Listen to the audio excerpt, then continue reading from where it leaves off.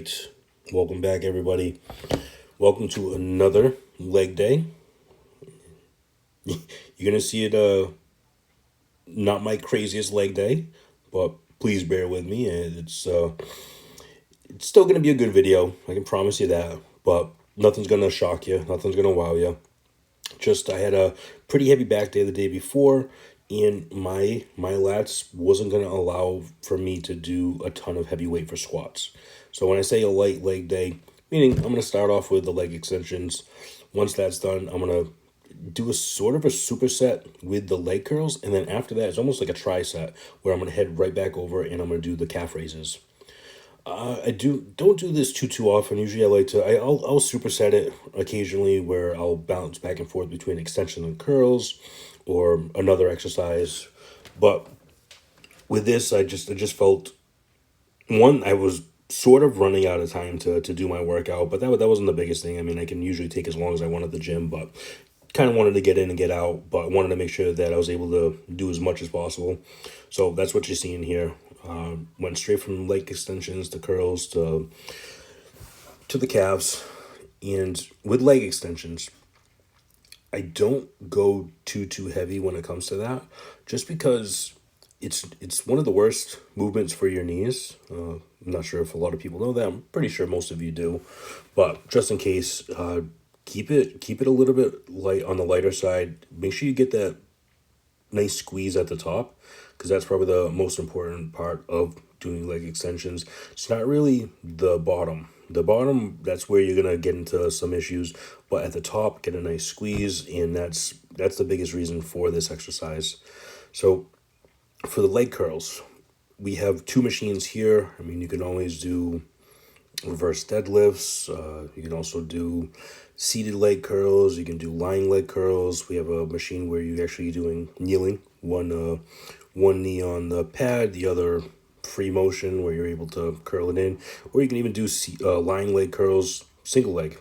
So, number of different movements you can do for your hamstrings, and of course, squats. Never enough squats. I didn't start with squats today. Just like I said, I wanted to keep it a bit lighter. So you're gonna see me jump on the squats a little bit. I'm gonna head downstairs, but for the calves, I don't always do the standing. For the most part, I do because it's the easiest machine to actually get into. And next time, I'll show you what it looks like on the seated calf machine. It's kind of in the corner. I'm not going to be able to get too many different angles with the shot, but at least I can show you what it looks like. I'm sure pretty much every gym has the seated ones. Not all of them have the stand-in. Not all of them have the bent-over one that this gym has.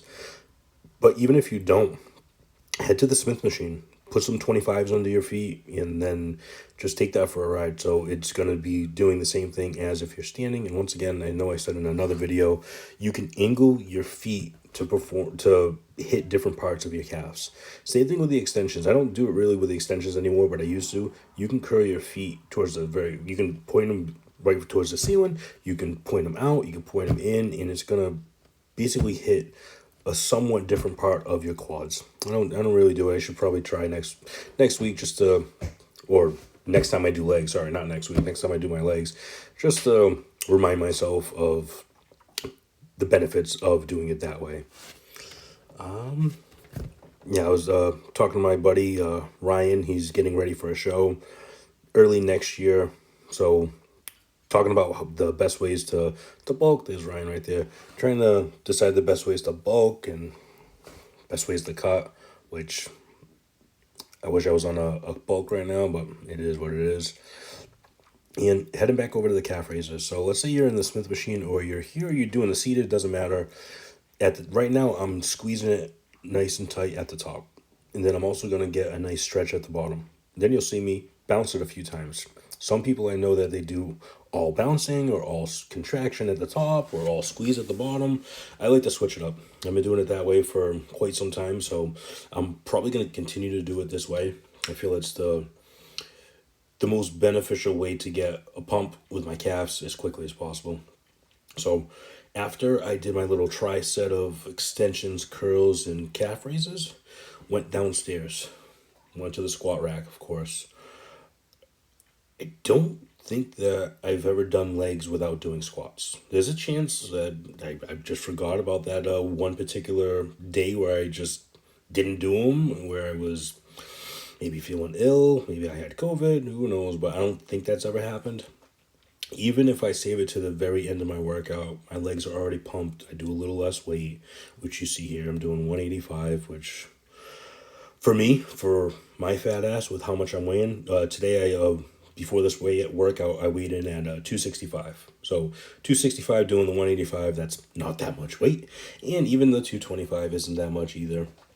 But yeah, I can't stress it enough. Squats probably the most beneficial exercise you can do, and that's for any body part. It's the bench press to your chest, it's the deadlift to your lower back, and I haven't really showed you what it looks like when I do a deadlift. For me, the negatives outweigh the positives for deadlifting, and I can explain a bit more in my next video when I do back. I'll do deadlifting for you just so you can see how it's done, which I'm sure most of you already seen it done, but I'm going to keep the weight light when I do that just because the negatives outweigh the positives for what I'm doing. If you're trying to be a power lifter or a strongman, yes, do absolutely do the deadlifts because that's what it's all about.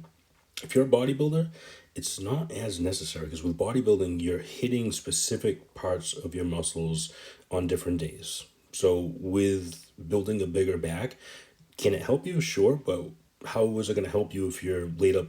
Maybe not in the hospital, but what if you're laid up not being able to do anything for your back because you went a little too heavy on deadlift? So there are ways around it, which I'll show you in the other videos. Talk to you soon.